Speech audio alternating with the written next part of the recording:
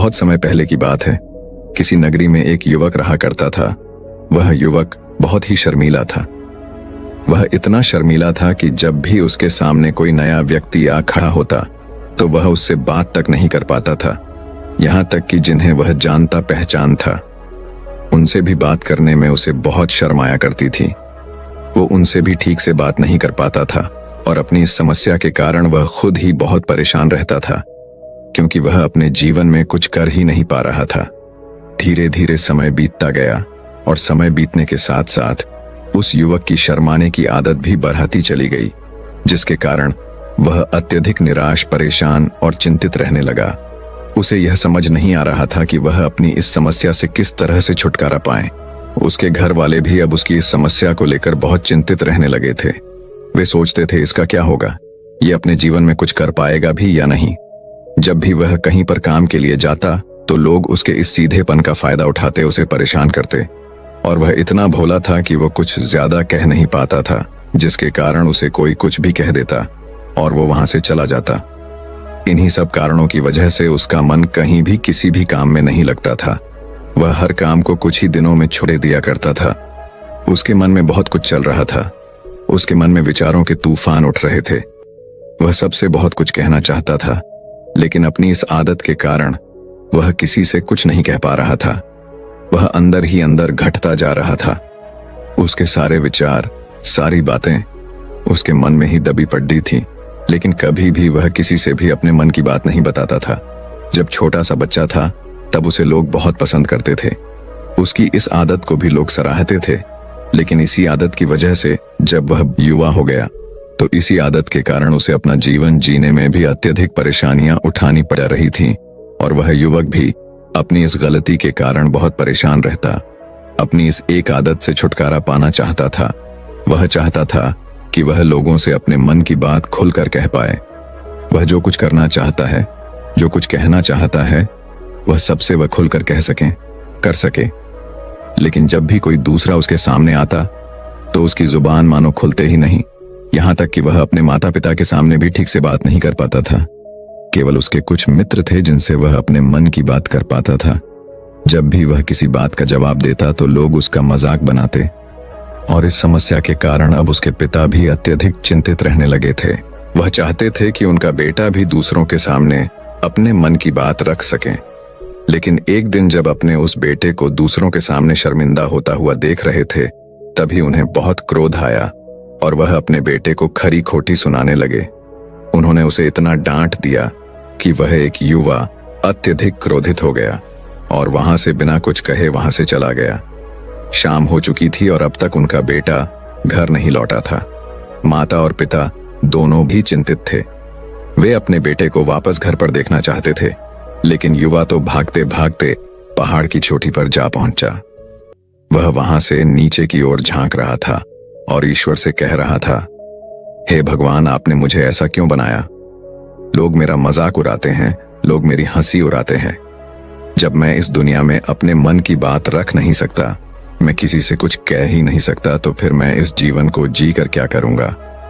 जब भी मैं किसी से कुछ कहने की कोशिश करता हूं तो लोग मेरा मजाक बनाते हैं, मेरी हंसी उड़ाते हैं, यहां तक कि वह मुझसे कुछ भी कहकर चले जाते हैं और मैं उनका जवाब नहीं दे पाता। ऐसा जीवन जीकर मुझे क्या मिलेगा? इसलिए मैं तेरे पास आ रहा हूं। इतना कहकर जैसे ही हुआ युवक कूदने की तैयारी कर रहा था कि तभी पीछे से आवाज सुनाई पड़ी, बेटा, जान देना तो बहुत आसान है, लेकिन इस जान को तुम वापस नहीं पा सकते। जैसे ही ये आवाज उसके कानों में पड़ी वह पीछे मुड़ कर देखने लगा। उसने जैसे ही पीछे मुड़कर देखा, उसने पाया कि एक बौद्ध भिक्षु उसके पीछे खड़े हैं।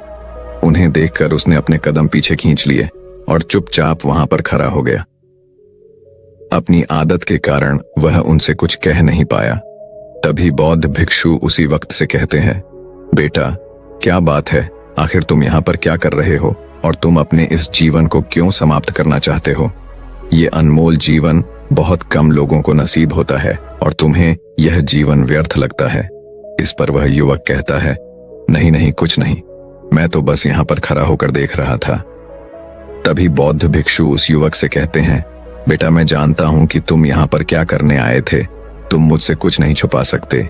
लेकिन मैं चाहता हूं कि तुम अपनी समस्या मुझसे खुद बताओ, तभी मैं उसका समाधान तुम्हें बता पाऊंगा। यदि तुम चाहते हो कि कोई तुम्हारी मदद करे तो उसके लिए पहले तुम्हें ही आगे बढ़ना होगा। यदि तुम चाहते हो कि मैं तुम्हारी समस्या का समाधान करूं, तो तुम्हें मुझे अपनी समस्या बतानी होगी, वरना मैं कुछ नहीं कर सकूंगा। उन बौद्ध भिक्षुओं की यह बात सुनकर वह युवक कहता है, नहीं नहीं, मैं ठीक हूं, मैं सच कह रहा हूं। उस युवक की यह बात सुनकर बौद्ध भिक्षु उस युवक से कहते हैं, ठीक है बेटा, यदि तुम नहीं चाहते कि मैं तुम्हारी मदद करूं तो कोई बात नहीं, मैं तुम्हारी बात पर विश्वास कर लेता। लेकिन तुम्हें भी मेरी एक बात पर विश्वास करना चाहिए कि मैं तुम्हारी मदद के लिए ही यहाँ पर आया हूँ।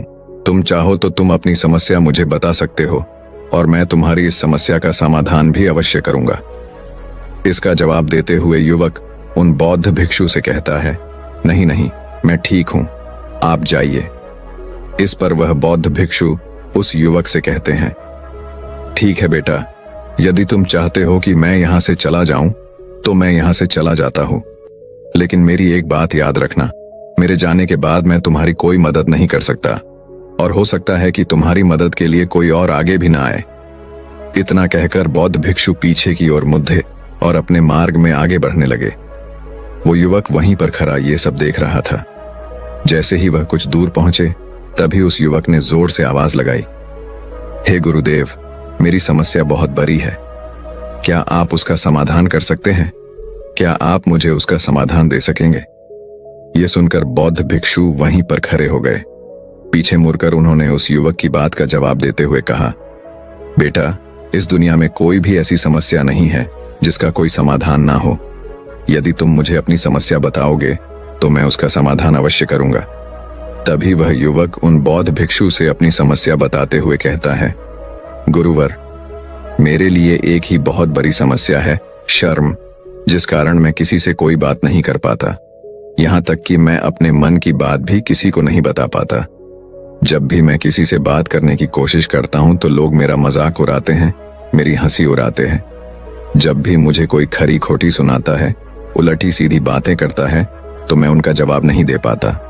मैं लोगों की तरह चालाक बनना चाहता, लोगों की तरह बातों का जवाब देना चाहता हूं, अपने मन की बात करना चाहता हूं। मैं इस दुनिया के साथ कदम से कदम मिलाकर आगे बढ़ना चाहता हूं। क्या इसका कोई समाधान है? उन भिक्षु ने उस युवक की सारी बातें ध्यानपूर्वक सुनी और फिर जवाब देते हुए कहते हैं, बेटा, जरूरत से ज्यादा शर्मीला होना, इसका अर्थ यह है कि तुम्हारे अंदर कोई डर है जिसे तुम पहचान नहीं पा रहे, जिसके कारण तुम उसका समाधान करने में भी असमर्थ हो। शर्म करना अलग बात है और डरना अलग। जब हमारे भीतर डर होता है, तब हम कहीं भी किसी से भी कोई भी बात नहीं कर सकते।